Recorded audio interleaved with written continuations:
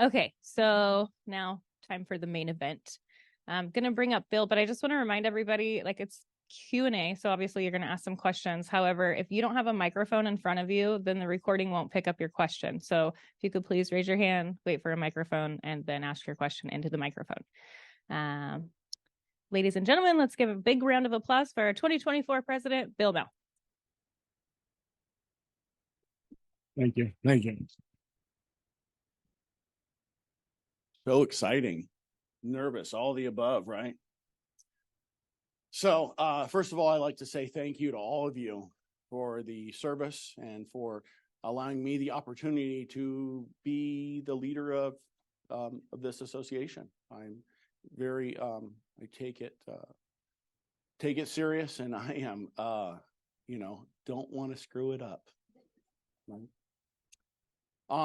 So the message this year, some of you already know, is, tough times never last, but tough realtors do, right? And we are tough realtors. After all, we are the Bakersfield Association of Realtors. No one is like us, and no one does it like we do it, right? Right. Yeah, there we go. So in talking about that message, some of you heard the message during the inaugural, and maybe some of you didn't hear the message. So I'm just going to give the brief 101 for an MLS Forum, if you will. And that, this morning when I woke up, rolled over out of bed, and when it came time to put the pants on, I put them on just like everyone else did in this room, one leg at a time. I've heard of people jumping off roofs and jumping into pants both legs at a time. That's not me. Not me. And it's cool, for sure. The same with my socks and my shoes. I'm, a human, just like we all are. I make mistakes, and hopefully I learn from the mistakes so I don't have to repeat those mistakes again, if you will.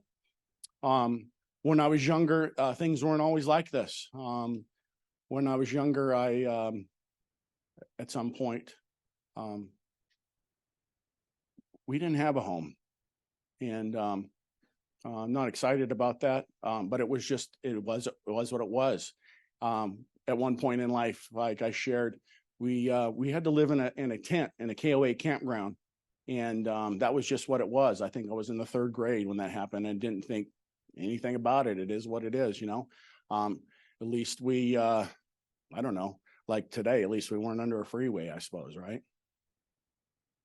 When I got a little bit older, things still were going kind of right. It seemed like we were always on a mission, except no one ever clued me into what that mission was. And so I got to go live with my father. And my relationship with my father wasn't all that good, if you will. And really didn't get to meet him until I was about, I think in probably about 5-6 years old. And it is what it is. It is what it is. So I got to live with my dad. My dad had the same house for 25 years. He rented the same house in Huntington Beach for 25 years. But the thing that the dad's house offered me was security. And that I always knew that no matter what happened, dad's house was 7621 Ontario Drive. I still remember that. The house was only 1,100 and some change square foot, 3-bedroom, 1.5 bath. And it seemed so much bigger to me when I was a kid. And my grandmother passed away when we lived in that house. My aunt had a tubal pregnancy and contracted HIV from a blood transfusion in the late 80s. She passed away when we lived in that house. Well, when he lived in that house. And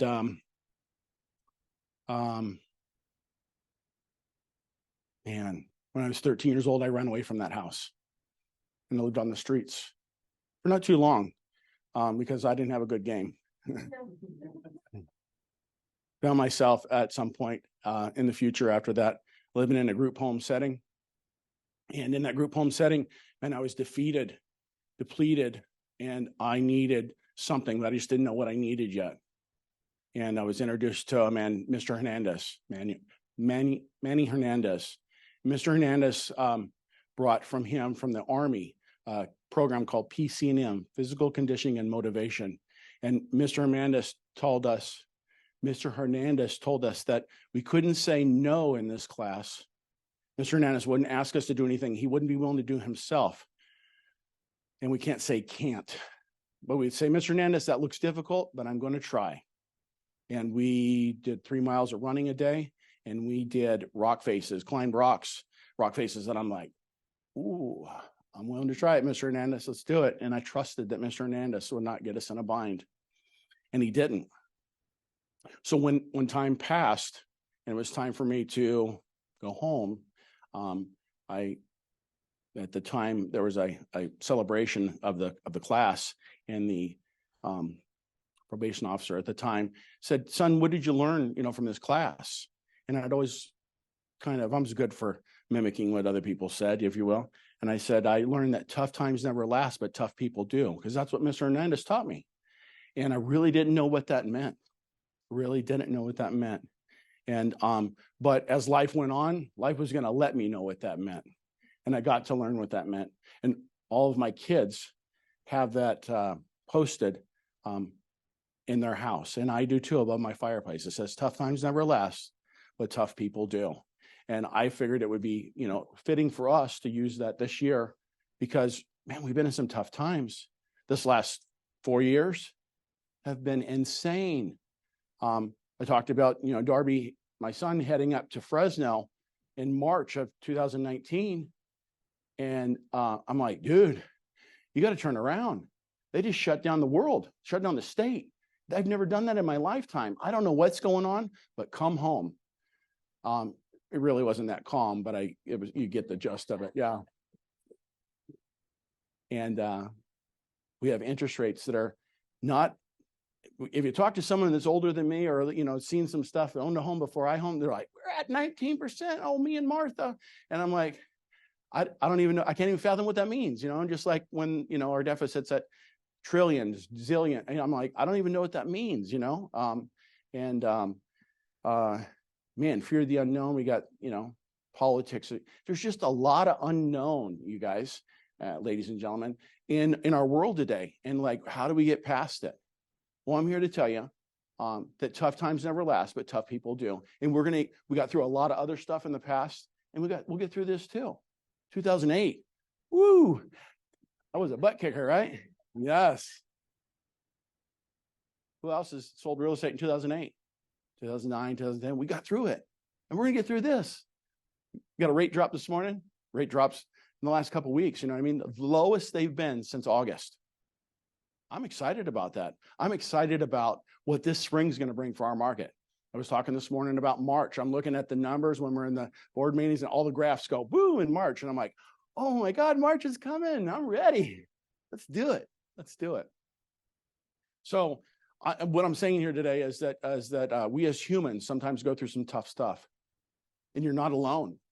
Being able to share that stuff is where the power is, and man, oh man, to think that I would be over here telling about my story when I didn't even trust myself sometimes, and I'm thankful. I'm thankful for you all to be here, for me to be able to tell that.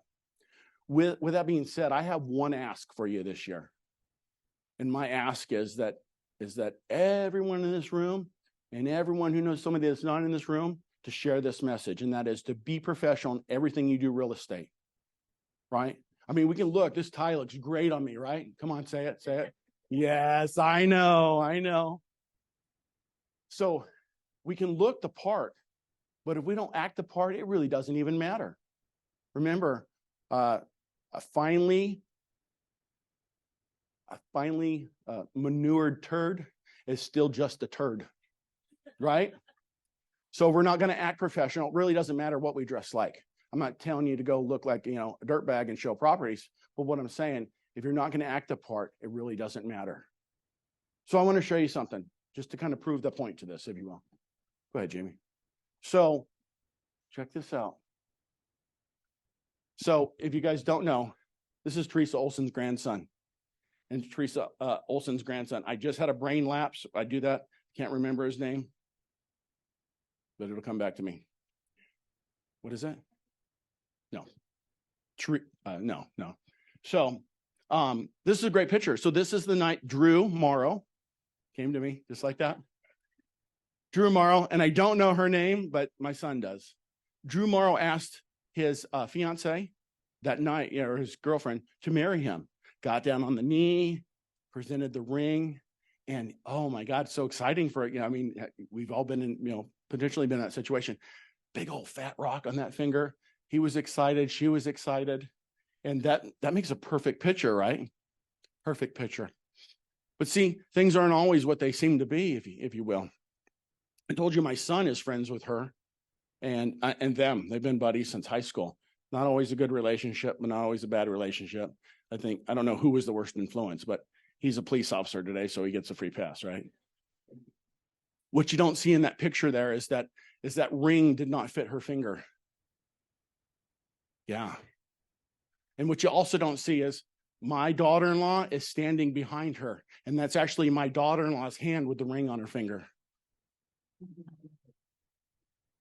Yeah. So there was a problem. They came up with a solution, and they got through it, if you will. Happy as hell. It's holding someone else's hand. The point I'm trying to make with this is that things are not always what they look like, right? But if you act professional, you can be professional. Remember that the world judges us by our actions, and we judge ourselves by our intentions. Well, I meant to be there on time. I just didn't make it because I was extra couple minutes eating my Big Mac, or whatever version of that it is. We judge ourselves by our intentions.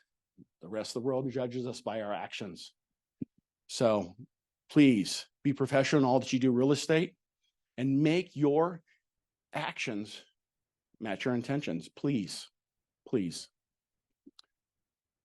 With that being said,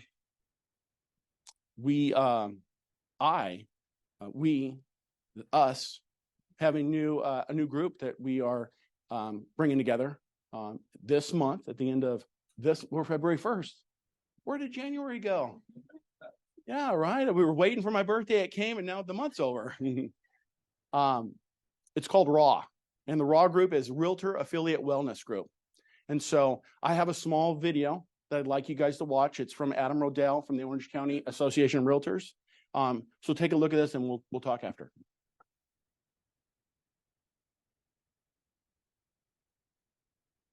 Stress, anxiety, depression, loss, codependency, addiction, alcoholism.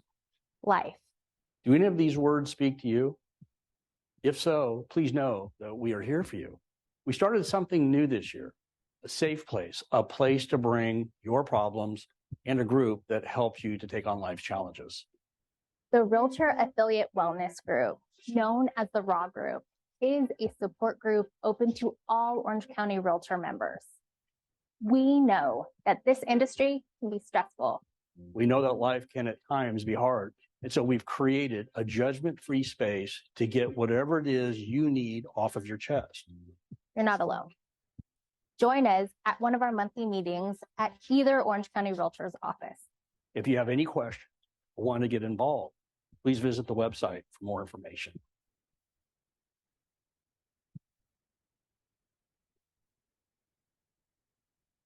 We're not going to Orange County. We're going to have that here.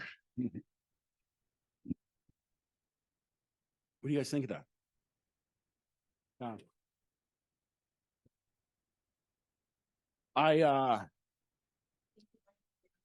Bigger room. Man, the stress of this job, the competitiveness that we share and share alike with, I can't. Man, if they knew, they might, no, that's just in here. We're all humans. Remember, I told you I put on my pants one leg at a time today. You did too. You did too. Life is funky sometimes. Life is funky. And if you ain't got an avenue to get out some of that funk and share it with a friend, maybe somebody you didn't realize even felt the same way as you did. Maybe they're having the same stress. Anybody had one escrow and one deal in escrow at a time, and it didn't close, and it was Friday, and you were cooking hamburgers that weekend as soon as you got that check done, cashed, and it didn't cash. So he had to go home and he had to tell her or him, sorry, hon. Looks like we're having ketchup and mayonnaise sandwiches tonight. That's some stress, you guys. That is some stress, a lot of stress. And we carry that. We carry that in every deal. You know, I take it personal, and I know you take it personal too. If we didn't take it personal, we'd be in commercial real estate. Just kidding. I'm just kidding. But we take it personal. Being of service to our clients, being of service to our fellow realtors, and being of service to our families there. Yeah. So with that being said, we're going to put out a message here in the next week or two. It's going to talk about which day of the week, which week of the month that this meeting is going to be. It's going to be a regular meeting. It's a safe space, meaning that if what is said in that room stays in that room. And there's a format. And if you think like, well, I don't know, come and check out the first meeting. If it ain't for you, come back again. Yeah. And if it still ain't for you, come back a third time. Maybe there's something there you need to hear, or something you missed the first 2 times because you're so scared to be there the second time, or something like that.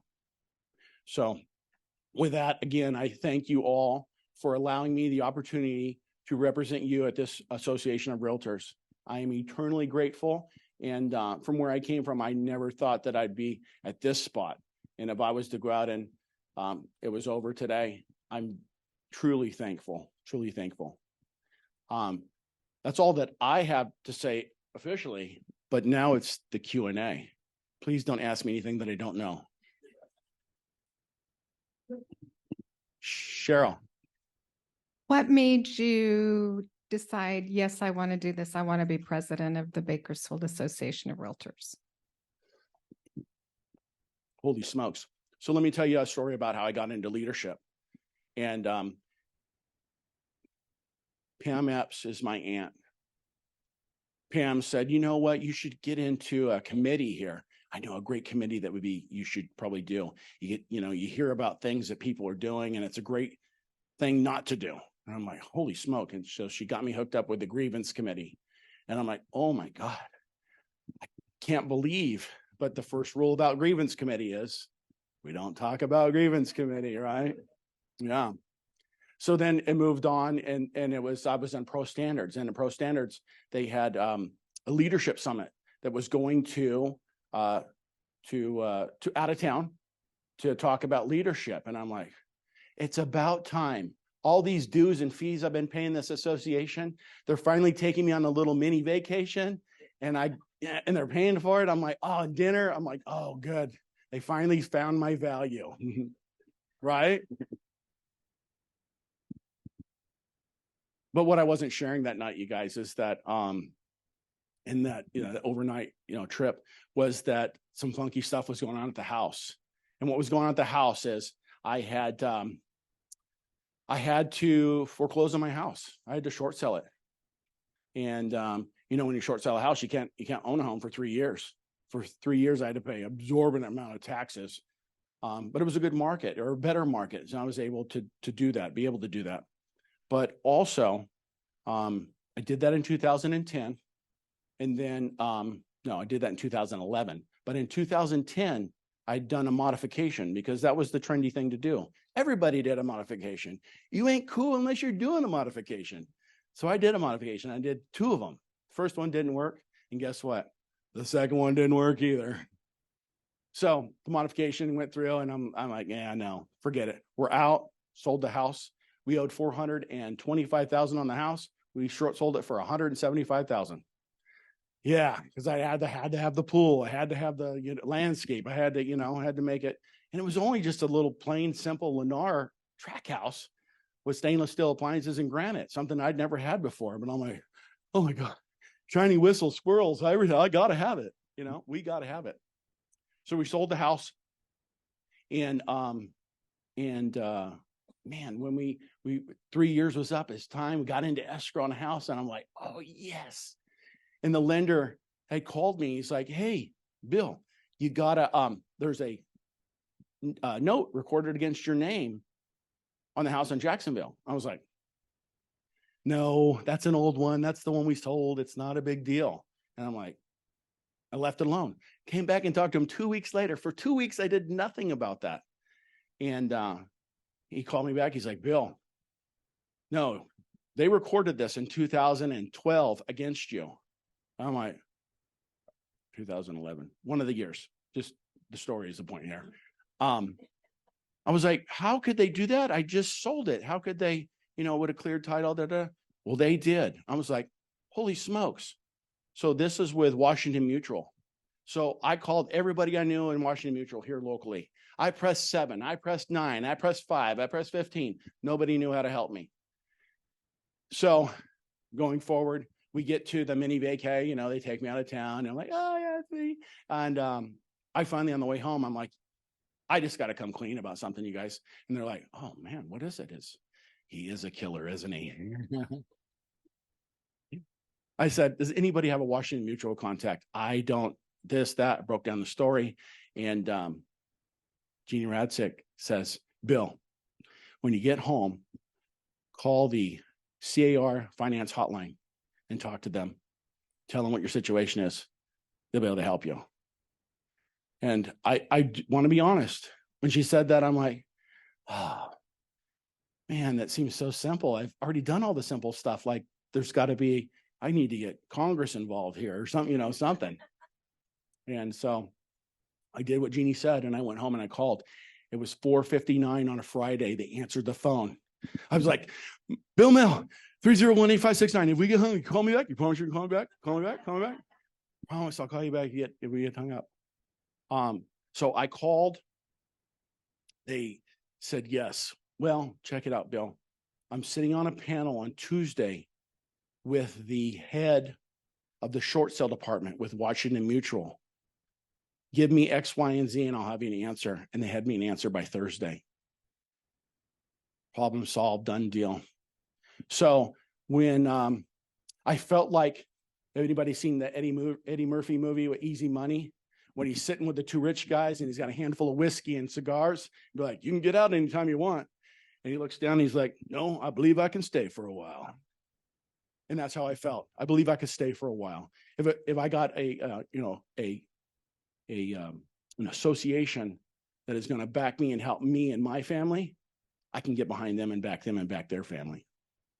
So that is how I came to be and came to believe that I could be a part of this and do something different for this organization.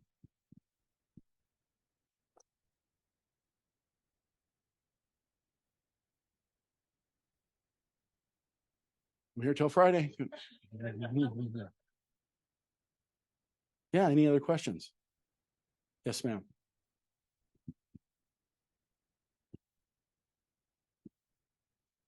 Going back even further then, how is it that you went from the young man that, had to live in a tent, ran away from your dad, went through the program, had to go back and live with whoever, to becoming a realtor? What made you decide that that was the career for you?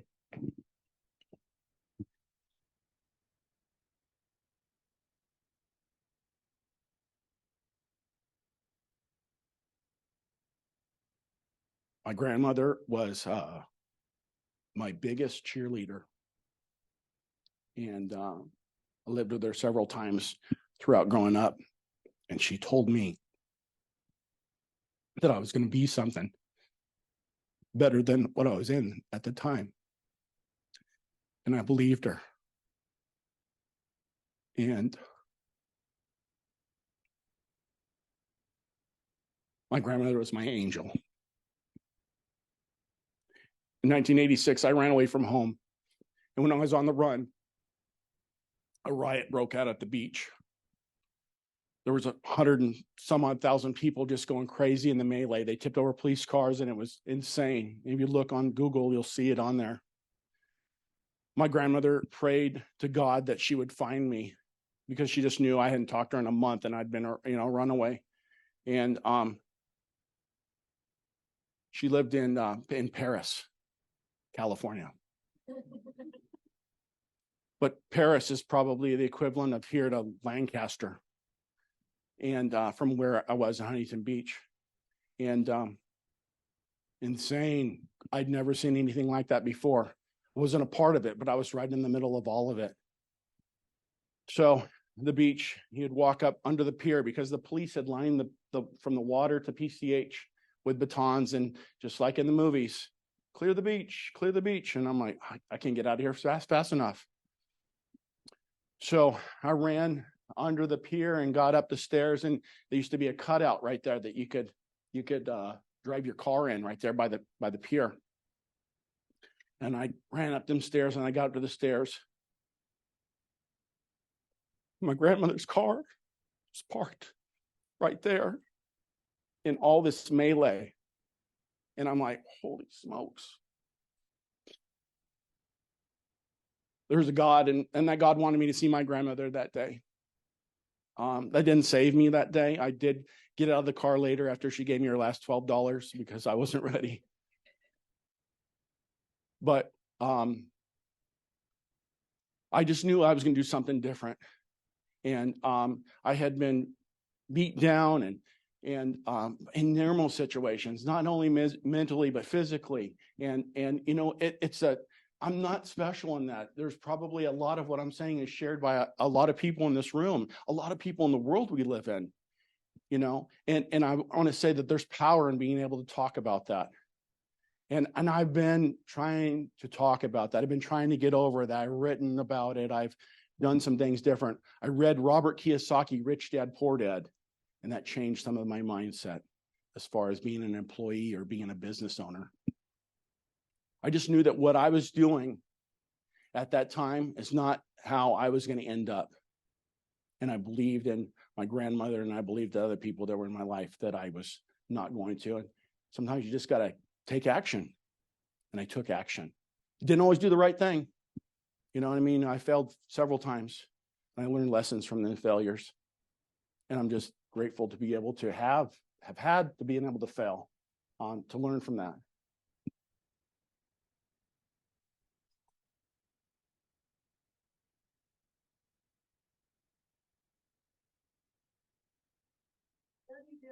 Thank you, Rhonda. Thank you. Hannah?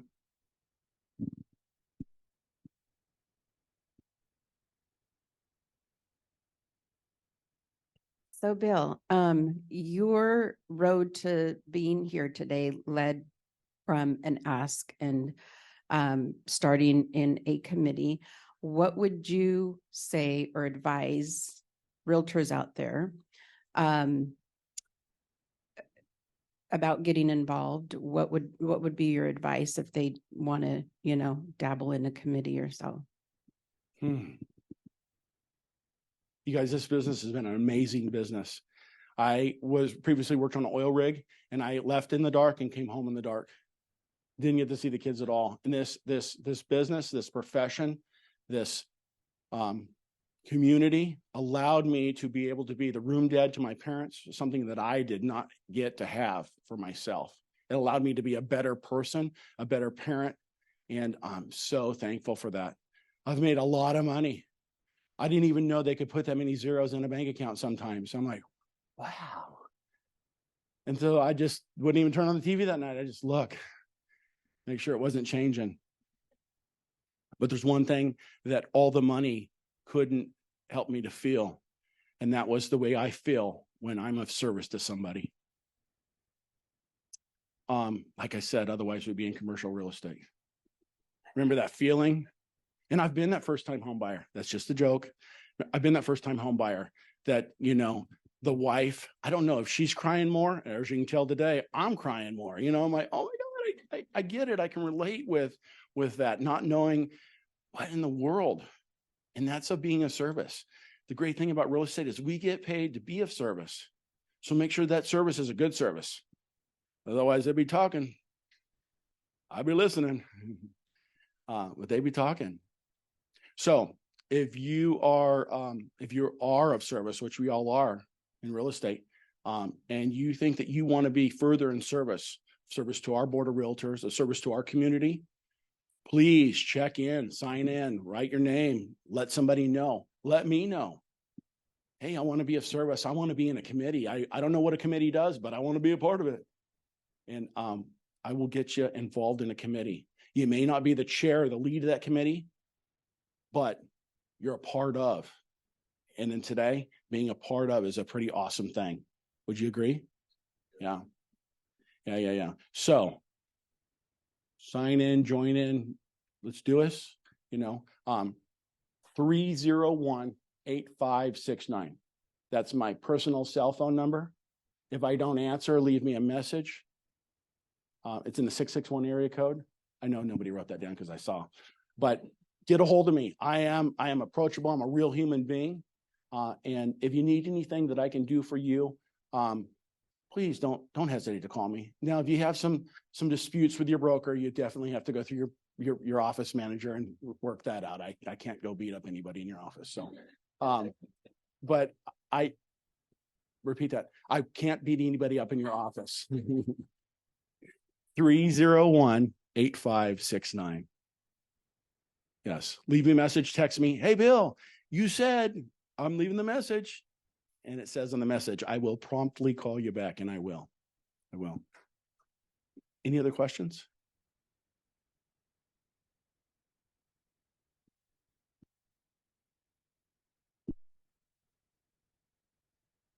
Bill, Mell, I just want to tell you what a refreshing person you are. So real, so much appreciated, and we know you're going to be a great leader. And I think for us, the challenge is so many of the agents obviously are working from home today. And I, going way back, was around agents that were in the offices all the time. And I felt like that community was really strong and people looked to one another to mentor, to hear the experiences, to get a better idea of what real estate is really all about. And I think we've lost that. I was going to commend you for going to the different offices. Gene Radsick brought it up. I think it's really important that you get out there and you share the message and that you're seen. But do you have any other ideas of how to bring us more together when this is a world of, not that it's wrong, but social media being more distant, when I think part of the success of real estate is when we all come together and we continue to support each other? Yeah. Well said. I am that person. So if you text me something, hey, Bill, yeah, that's a go. You can count on one thing. Well, a couple things. Then I'm in, but I'm probably going to call you back because I need clarification and I need to hear that voice. Yes. And so don't text me. Don't call me right now. Call me in 5 minutes. I'm in something right now. And I'm definitely committed to the call. I need that. I need that eye-to-eye contact. I need that. That is what I operate off of, because I can a little bit on the phone. I can hear the voice, but remember, we've been trained to mimic what our thing is. So I don't know if it's real or fake.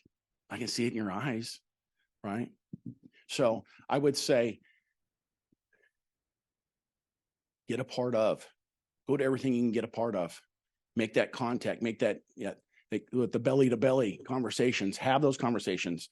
One of the things I want to tell you is that I feel a little shy sometimes. You're like, get out of here, dummy. In that sometimes I lose a name. Sometimes I lose a word. And if I don't say hi to you, please don't take it personal. I sometimes just forget. And sometimes, oh my God, I can't remember what the name was. And that's going on in this head, about 100 miles an hour. Mike, John, no. It's in my phone, but I can't remember where.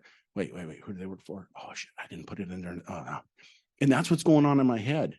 And sometimes I get a little scared to introduce myself, like, I should know you. You know me. Well, why did I not know you? And that's kind of where hey, friend, which I hate that by the way. Hey, friend. Like, I know you're my friend and I'm your friend, but you ain't got to call me friend. We're friends already, we're past that. So sometimes for me, it is the 52-year-old brain that says, not right now, Bill, but I'm going to remind you in a couple minutes, like Drew Morrow, right? Or a couple seconds. And so for me, I get a little like, I'm supposed to know them. Like that's going to look like a jackass because I didn't remember their name, and I did, and I know, and I'm like, remember the time we played on the swing set, and it was, oh yeah. And so every chance that you get to get out there and meet somebody and shake hands and maybe give a hug, do it. If there's an event, you know what I mean, a Board of Realtors event or a YPN or something like that, get in there, get to know those people. It's only when you get to know people, oftentimes, that they're like, oh yes, Bill, that's right. Oh, and they put a face to the name. And when your offer comes across there, I know that sounds a little misguided, but at the same time, we get to know people. And when we get to know people, it feels a lot better, right? Man, you're trustworthy. Oh yes, I get it. Does that make sense? Yeah. Reach out and touch someone, just like AT&T said, but not the 2024 version. Just keep it 80s. Keep it 80s, right? Keep it 80s. Yeah, be a part of. Remember, we're not mind readers. Are you guys mind readers? Yeah, no, nobody can read your mind. So you got to reach out. You got to be a little vulnerable and be like, hey, never met you before. I'm Bill. Crystal. Maybe I have met you before, but my brain doesn't let me remember today, Crystal. Please don't take it personal, right? And that's what goes on in my head. Oh, I hope she doesn't take it personal that and so super grateful again, you guys, super grateful. And if you see my license plate, it says grateful or gratitude, see? Gratitude on it. If you see me and I accidentally are cutting you off on the road, please give me some grace. I wasn't paying attention. I was probably on the phone, as were you. And I promise, if you just honk and, give me the hello, I will say like, I'm sorry, I didn't. The finger does not go a long way. Yeah. So, yes. I'm so excited about this year, about getting to meet so many new people, reacquainting a lot of the old folks, if you will. And I say old, 52, you guys. I did not plan on living this long. It's not that I planned on dying. I just didn't make preparations for 52. I was living so fast sometimes that I thought, man, 52, that is old, and I get here and it doesn't feel that old. It doesn't, I feel good. You know what I mean? And I want to share that with everybody that I get to meet, I get to rub elbows with, that, man, this life is amazing. Let's not forget to live it. And we get to be realtors. We get to name our own schedule. We get to work with who we want. Yes. I think that's about all I got today. Thank you guys again.